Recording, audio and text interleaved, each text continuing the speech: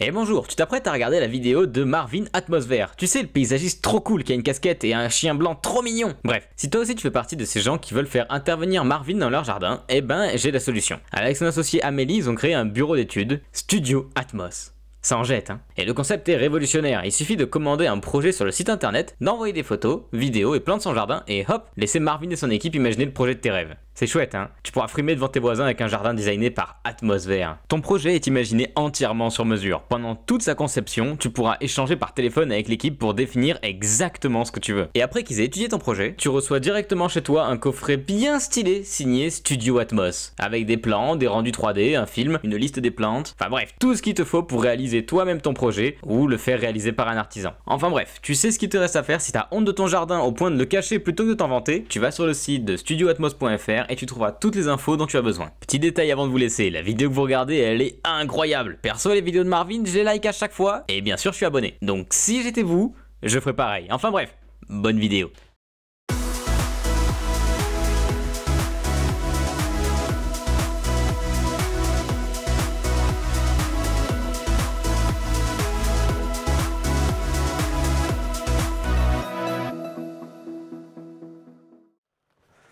Aujourd'hui, on va pas perdre de temps, puisqu'il est 10 h, il fait déjà très chaud. Au programme, là, on va s'attaquer à tous les réseaux du projet, puisque tout est en partie terminé, même s'il reste pas mal de finitions. On va s'attaquer dans un premier temps à l'arrosage automatique sur toute la terrasse. Et dans un second temps, on fera l'électricité. Juste avant, on termine les jardinières, puisque la dernière fois, on a terminé toute la partie plantation sur l'espace salon. Il ne reste plus que les plantations sur ces 3 jardinières là. Donc là, on a déjà bien avancé. On a mis la bâche agrafée comme on a pu, puisque c'est vraiment des petites jardinières, donc c'était pas évident. On a mis dans le fond un lit de billes d'argile pour le drainage. Et là, ce qu'on va voir juste avant d'attaquer le circuit d'arrosage, c'est que forcément ici, à la base, on avait prévu de faire une jardinière avec simplement des prêles de planter. Donc j'avais pas forcément idée de percer, puisque la prêle c'est une plante qui pousse dans un milieu aquatique. Le souci c'est que finalement, comme le projet a un aspect assez jungle, je me suis dit que ça serait peut-être trop linéaire de mettre que de la prêle, et c'est surtout qu'on a décidé de faire venir planter des jasmins sur la pergola et de mettre un peu des plantes beaucoup plus variées pour avoir un effet dans le même style, un peu jungle. Donc petit changement de programme, on est obligé de faire une évacuation d'eau. Donc la solution qu'on a trouvée, et qui, ma foi, puisqu'on l'a déjà essayé ici, ça va être de faire une évacuation. En fait, j'ai trouvé ça, c'est simplement un bouchon sur un tuyau de 32. Après, on peut le faire avec la sortie qu'on veut. Et en fait, il existe des petits bouchons comme ça. Donc ça, on imagine que ça vient au bout d'un tuyau. À la base, c'est pour fermer un tuyau. Et l'avantage de ça, c'est qu'ici, on a un petit joint torique. Donc ça peut faire une très bonne étanchéité. Ce qu'on est venu faire, en fait, on l'a fait sur cette zone-ci, c'est qu'on est venu percer dans le bouchon. On vient prendre la bâche en sandwich dans ce petit bouchon là, ce qui fait que l'étanchéité est faite, et on vient en fait percer le bardage sur l'extérieur, et ensuite on vient coller donc ceci à travers le bardage, et on fait dépasser à peu près 15 cm, ça fait comme une petite quiquette qui sort du bardage, et en fait l'excès d'eau, en fait, on le fait à peu près à 10 cm de hauteur au fond de la jardinière, ce qui fait que ça laisse une réserve d'eau de 10 cm, et quand l'eau déborde ou qu'il y a trop d'eau dans la jardinière, ça viendra de s'écouler sur l'extérieur. Donc là, on a fait cette jardinière-ci. Il reste les 2 jardinières. Donc là, on peut le voir, on a bien tendu la bâche. On a notre bâche qui est bien prise dans le joint. Et logiquement, l'eau devrait s'écouler par l'extérieur. De toute façon, on va faire un test une fois que ça aura séché.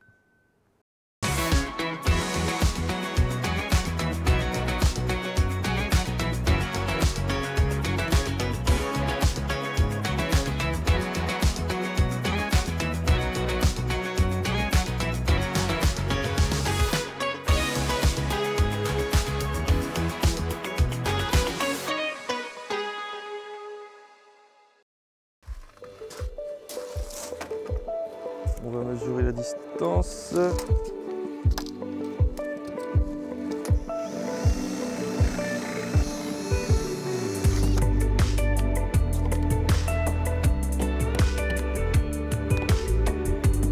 Coucou.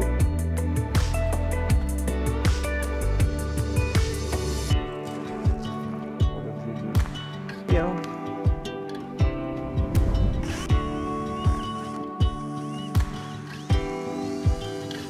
Et maintenant,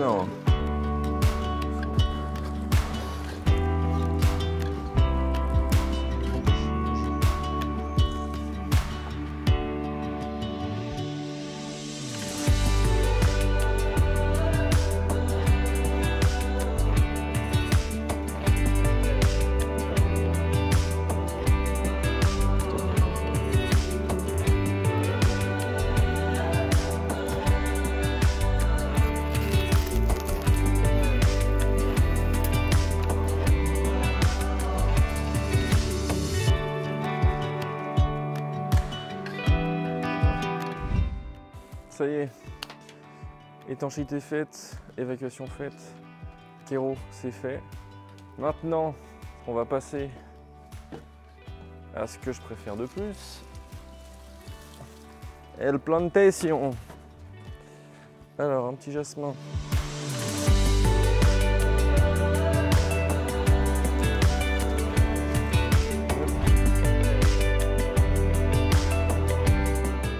On a ces deux petits yuccas qui sont bien stylés. On va en mettre un ici. En fait, ce qu'il faut faire attention, c'est que comme ici, il va y avoir la table.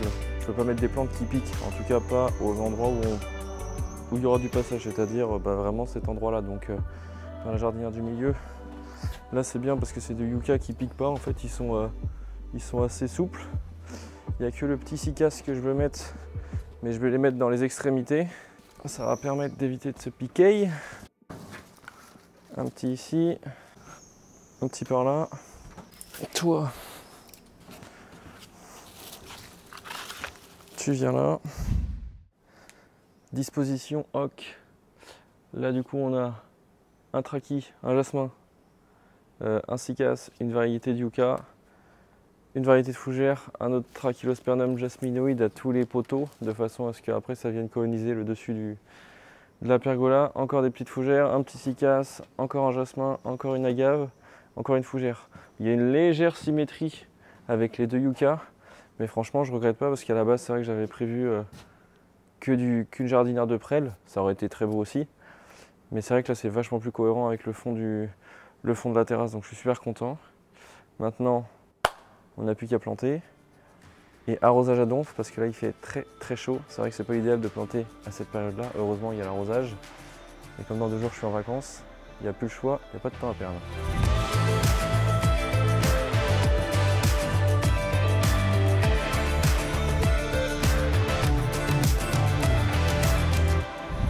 Ça y est, plantation terminée, c'est incroyable, c'est trop beau. Là on arrose, on est en train d'arroser à fond pour bien plomber les plantes, pour bien que ça prenne racine. Il restera juste à trouver une solution pour les jasmins parce que c'est vrai que pour les mener facilement sur la pergola, on va peut-être rajouter un genre de trail ou je sais pas. Maintenant, on va s'attaquer à la partie arrosage, ce qui va être très important, surtout qu'il fait chaud et que on vient de tout planter. Donc comment ça va se passer? En fait, on a 3 circuits différents sur cette terrasse. Le point d'eau est au niveau de la gouttière là-bas, donc tout va partir d'ici. Là, il y a un petit coffre qu'on va venir enterrer entre les 2 philodendrons. On n'a pas le choix de mettre un coffre puisqu'il y a les électrovannes qui sont juste ici qui vont venir. Il fallait les cacher quelque part et forcément le coffre après on va le dissimuler avec des pierres et tout, ça se verra plus. Mais il faut qu'il reste facilement accessible. Donc comment ça va se passer? On va avoir 3 circuits. On a 2 circuits de goutte à goutte. Un pour cette zone-ci et un pour la jardinière. Sur celle de la jardinière, il y aura aussi une pulvérisation, mais ça c'est pas encore sûr, on va voir ce que ça donne pour pulvériser d'en haut. Et il y aura un 3e circuit pour cette zone-ci de pulvérisation parce que j'aimerais bien en fait monter des petits tuyaux je pense dans des bambous, on va voir si ça marche ou si ça marche pas, je sais pas encore, de façon à faire une pulvérisation, mais pas d'en bas parce que j'ai peur que ça brumisse trop et que ça vienne mouiller les coussins, mais plutôt d'en haut. Ça permettra de faire redescendre la température quand il y a des journées chaudes comme celle-là. Ce sera un petit gadget qui après les clients verront bien s'ils s'en servent ou non, mais en tout cas pour les plantes ça sera que du positif. Donc on va s'y mettre. Là ce qu'on a fait, c'est qu'on a sorti tout ce qu'il nous faut pour l'arrosage automatique. Donc moi je bosse avec Rainbird, tous les professionnels connaissent parce que c'est la marque pour moi la plus qualitative. Donc là on a le programmateur qui va nous servir pour programmer l'arrosage automatique. On a forcément toutes les buses et tout ça, donc là on a rangé ça dans nos belles petites boîtes et c'est super pratique parce qu'au moins on a tout à côté et à portée de main. On a le petit tuyau qui va nous servir à emmener des gouttes à gouttes à des endroits différents et aussi à monter la pulvérisation en hauteur. Donc c'est simplement un petit tuyau comme ça. Et on a le tuyau de 16, pareil, celui-ci l'avantage c'est qu'il se coude parce qu'il y a des différents tarifs sur ce genre de tuyau. Et en fait les premiers tarifs souvent c'est vraiment galère pour en avoir déjà utilisé. Parce que le plastique est très fin, ça se tord, ça se plie, ça fait des coudes, ça se bouge. Enfin bref, c'est vraiment pas l'idéal. Donc celui-ci, c'est vraiment le top du top. Donc ce qu'on va faire, c'est qu'on va tout préparer. notre alimentation principale, enterrer le coffre. Et une fois que ça c'est fait, on attaque le système d'arrosage, enfin le passage des réseaux. Et voilà, ça va le faire. Attends.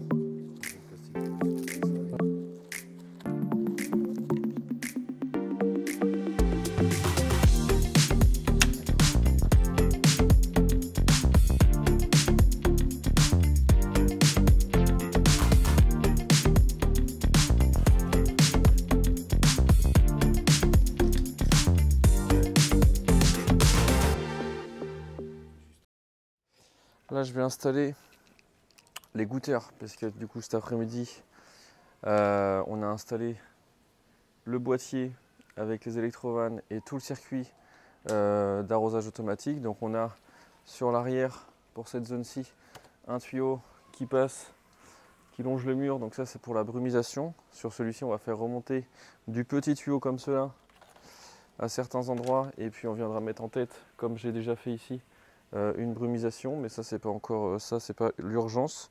Sur l'avant, on a un réseau principal donc de goutte à goutte qui serpente, c'est celui qu'on voit partout, et c'est sur celui-là qu'on va venir incruster, piquer des petits goutteurs. Donc les petits goutteurs ressemblent à ça.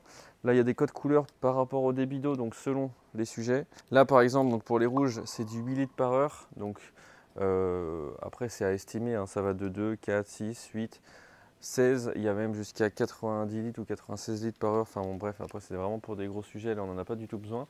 Les 8 litres heure, je vais les mettre sur le Siagrus, le Nolina qui est juste ici et l'autre Siagrus. Et puis après on va en fait mettre selon la taille des plantes des petits 2 litres et des petits 4 litres je pense.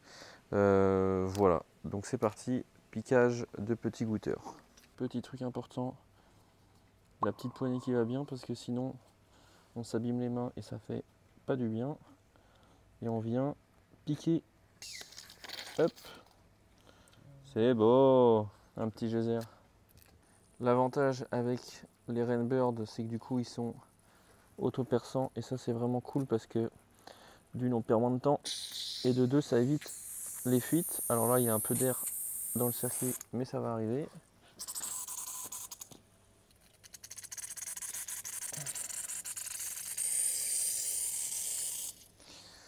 Pour celui-là, par exemple, on a 4 goutteurs de 8 litres, donc 4 x 8, 32. 8 litres, 8 litres, c'est toujours associé à l'heure, donc c'est 8 litres par heure. Ce qui fait que lui, on va lui mettre 32 litres par heure. Donc après, on a juste le temps par rapport à la quantité d'eau qu'on veut lui mettre. Donc voilà. Et après, on peut s'amuser à compter tous les goutteurs qu'on a installés, calculer le nombre qui débite, et ça nous permet de savoir à peu près la quantité d'eau qu'on met, pour ceux qui veulent savoir les quantités d'eau qui dépensent. Donc là, il reste tout le reste du chantier, du projet à installer. Et puis comme ça, tout le monde aura à boire ce soir.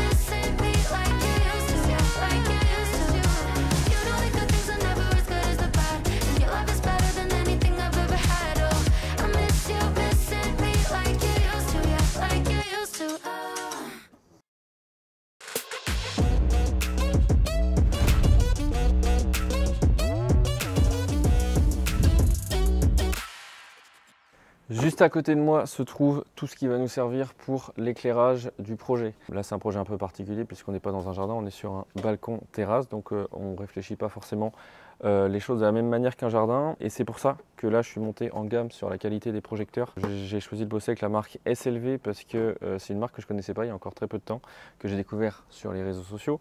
Et en m'y intéressant un peu plus, j'ai découvert déjà une marque très quali et surtout avec un choix juste incroyable de projecteurs. En fait, comme je disais, là on est sur un projet de balcon terrasse et surtout sur cette zone-ci, la zone où il va y avoir donc ces petits projecteurs qui sont très très jolis.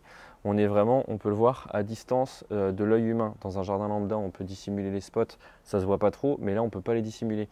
Donc c'était vraiment important de choisir des projecteurs qui soient esthétiques, qui soient jolis. Et c'est pour ça que j'ai vraiment validé et kiffé cette marque-là.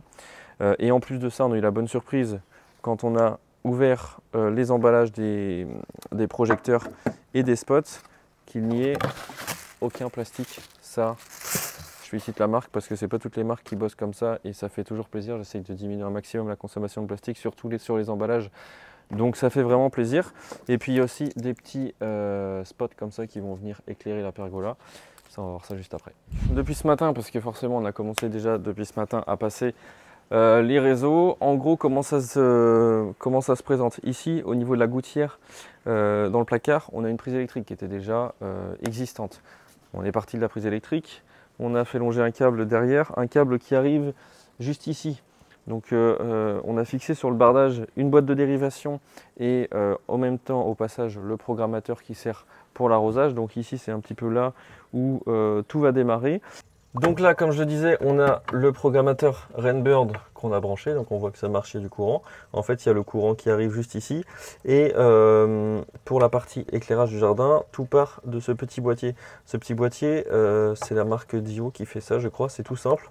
On a juste à brancher et à suivre la notice. Et en fait, ça permet de déclencher avec la télécommande l'éclairage. Comme je le disais au début, ici, on va installer des petits spots. Le but, c'est une fois qu'on aura fait les planches de finition, puisque forcément on ne va pas laisser ça comme ça, on viendra incruster dedans le petit spot qui viendra éclairer le poteau et éclairer le jasmin en même temps. Ça, je pense que ça va être très très joli. On a prévu le câblage qui remonte, donc là il y a la boîte de dérivation, mais bon bref, on les a préparés pour pouvoir se faciliter la vie. Ici c'est pareil, donc que ce soit l'arrosage automatique pour arroser la jardinière ou l'électricité, on a pu passer ça par l'extérieur. On a fait ça. On a fait remonter ça dans la jardinière vu qu'ici c'est pas encore fermé et c'est vraiment à partir d'ici que le circuit commence. Donc ici on a déjà branché un projecteur. Bon là il n'y a pas encore de plantes, il va falloir que je les trouve. Mais on a mis un projecteur ici que je viendrai soit fixer sur la planche, je ne sais pas encore, ou alors je pourrais les orienter dans le massif. Donc là j'ai mis un autre spot ici qui va éclairer ce petit coin là. Un autre projecteur ici qui va éclairer le Siagrus.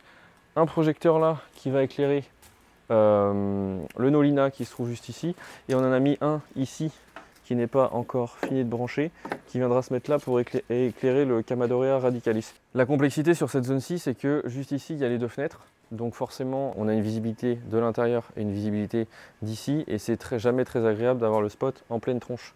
Donc c'est pour ça qu'ici, en fait, j'ai mis qu'un seul spot qui va éclairer ça, pour éviter que de l'intérieur, on se prenne le spot en pleine tronche. Donc sur cette zone-ci, il n'y a pas trop d'éclairage. Et puis ici, ça ne pose pas de problème. Bien sûr, et on ne l'a pas encore fait, on va finir par ça. On va éclairer aussi ce magnifique Siagrus qui a déjà son arrosage au pied mais qui n'a pas encore d'éclairage. Il ne nous reste plus que celui-là à brancher et on pourra tester si ça marche ou si ça ne marche pas. Si on a été bon ou si on n'a pas été bon. On prévoit la longueur de câble que l'on veut. Pour le coup, nous ici, on n'a pas besoin de beaucoup. Ça sert à rien de mettre 20 mètres.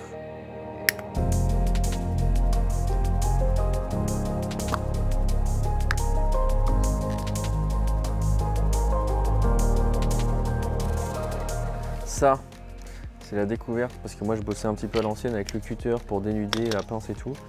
J'ai acheté ça chez Fouchier, c'est la marque Strox. Pour dénuder, je connaissais pas, alors tous les électriciens vont me dire non mais Marvin, t'as rien inventé. Mais c'est une dinguerie. Hop. Ça fait tellement gagner du temps, c'est abusé.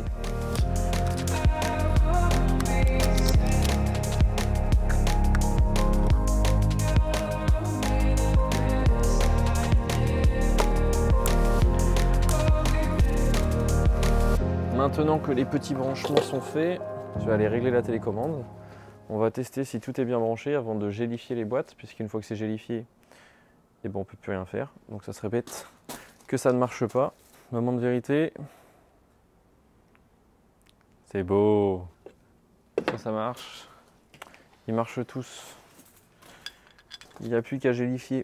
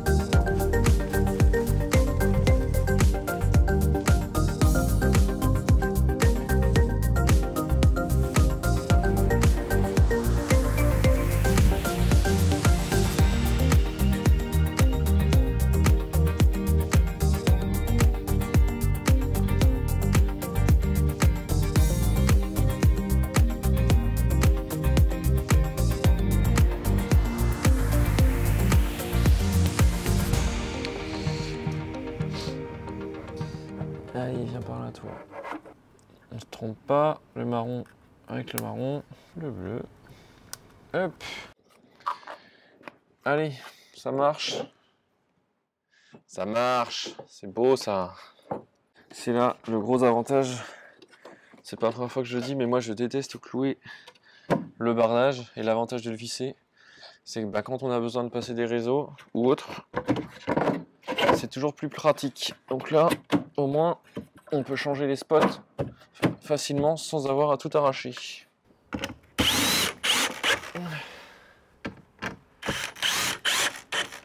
Ici à la base, sur les poteaux, il était prévu que je mette des petits spots intégrés dans le bois ici. Sauf que au niveau de, comme ça tombe vraiment pile poil au niveau de la jonction des deux planches de bois, j'avais peur que les spots travaillent et que comme c'est vraiment à encastrer, que ça saute et que ça fasse pas beau.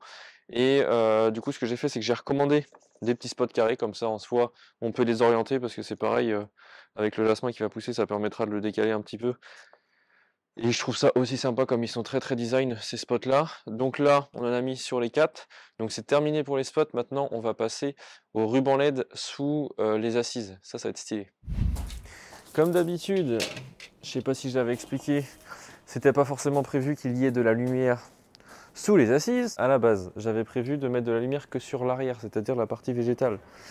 Et une fois que la partie végétale est faite et allumée, je me suis dit, il manque quelque chose. Et forcément, je ne sais pas si on s'en souvient ici, mais il va y avoir une très belle table très cubique. Donc ça serait bien d'avoir de la lumière pour l'éclairer. Et en vrai, d'avoir de la lumière en dessous les assises, c'était sûr qu'il fallait le faire. Donc ce que j'ai fait, c'est que j'ai envoyé un petit mail à SLV. Donc j'ai bien expliqué ma demande, ce que je voulais, les longueurs, le transfo, comment ça marchait et tout, pour pas faire de bêtises. Donc en fait, on a deux circuits. Un qui va éclairer cette assise ici et l'assise du fond, et l'autre qui va éclairer l'assise qui est en face. Pourquoi? Simplement parce qu'on n'a pas loin de 10 mètres de cordon lumineux, et pour garantir une lumière homogène sur toutes les assises, il fallait mieux diviser le circuit en deux. Donc en fait, on a deux transfos, il y en a un ici et un qui est déjà dans la boîte ici, qui partent. Donc en fait c'est simplement des transfos, donc c'est super simple à brancher. On a une entrée avec le 220 qui arrive, une sortie avec le ruban LED. Il y a deux petits connectiques à cliquer et c'est fait. Donc ça va venir se mettre là-dedans, dans les box, à l'abri de l'eau. Et c'est assez aéré, donc comme ça il n'y a pas de risque. Et on va venir, c'est ce que j'étais en train de ramener, fixer ensuite des petits profilés aluminium comme cela. Et ça fait vraiment plaisir parce que tout le projet a quand même été fait qu'avec des matériaux de qualité, donc c'était super important de finir vraiment qu'avec des matériaux de qualité, surtout sur l'électricité, parce que c'est pas le genre de truc qu'on a envie de changer tous les 3 ans. Donc en fait il y a des petits rails comme ceci en alu qu'on va venir fixer sous chaque assise. Là on les a déjà découpés, ça va venir se fixer sous chaque assise avec 2-3 petites vis. Ensuite on va venir coller le ruban LED à l'intérieur et on finira par clipser. Ça c'est des petites lamelles en plastique, et en fait ça va avoir pour but de rendre la lumière, de diffuser la lumière beaucoup plus agréablement, plutôt que de voir vraiment, parce que ça fonctionne déjà, forcément on a un petit peu anticipé au cas où que ça ne marcherait pas et qu'on passerait pour des cons sur YouTube. Ça va diffuser la lumière, parce que là forcément c'est pas très joli de voir une lumière aussi brusque. Donc l'objectif là, ça va être de fixer tous les rails. Et une fois que le rail est fixé, tous les rails sont fixés et découpés, on viendra coller le ruban, finir avec la petite bande plastique, et ce sera fini pour l'électricité. Allez, c'est parti. Allez.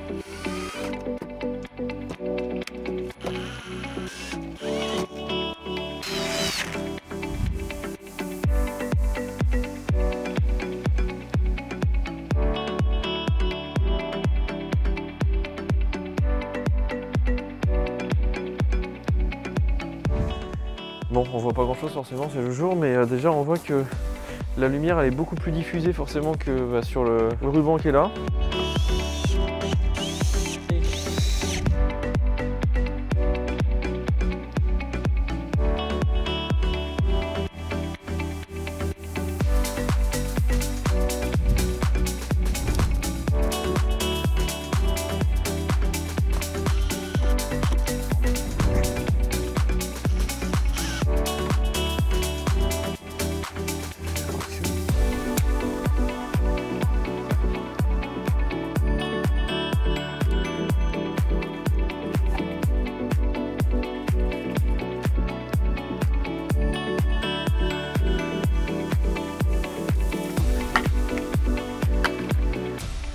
Hâte de voir le soir ce que ça donne. Ça va être pas mal, je pense. Allez, fin de journée. Ça fonctionne, c'est beau, tout est télécommandé. Je suis plutôt très content, ça s'est vraiment super bien fait, ça c'est une bonne chose parce que l'électricité est toujours un peu galère. L'arrosage c'est pareil, ça s'est bien fait. Forcément, quand on travaille avec des bons produits, logiquement, c'est fait pour que ça marche et que ça fonctionne du premier coup. Donc bah, maintenant j'ai hâte de... Il n'y a plus qu'à attendre la nuit, la fin de chantier, pour découvrir le résultat de nuit. Ça sera dans l'épisode final. Donc j'ai hâte, ça va venir vite. Là ça veut dire que par heure ça fait 32 litres, c'est ça? Oh putain, 4 x 8, 32. Putain, Marvin il est balèze en matin. Ça fait 32 divisé par 3, ça fait 16. Non, c'est x 4, j'en sais rien. Ça fait combien? 32 divisé par 3, bah ça fait 11. Non, ça fait... Ça tourne là? Là on a 4 goûteurs de 16 litres. Donc c'est 16 litres à l'heure par goûteur. Donc 4 x 16, 32. Donc ça fait 32 litres à l'heure. Ça fait pas ça? 4 x 8, 4.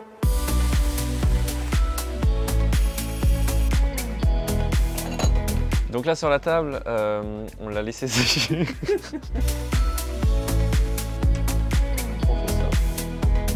La cuisine est faite, le bar est avancé.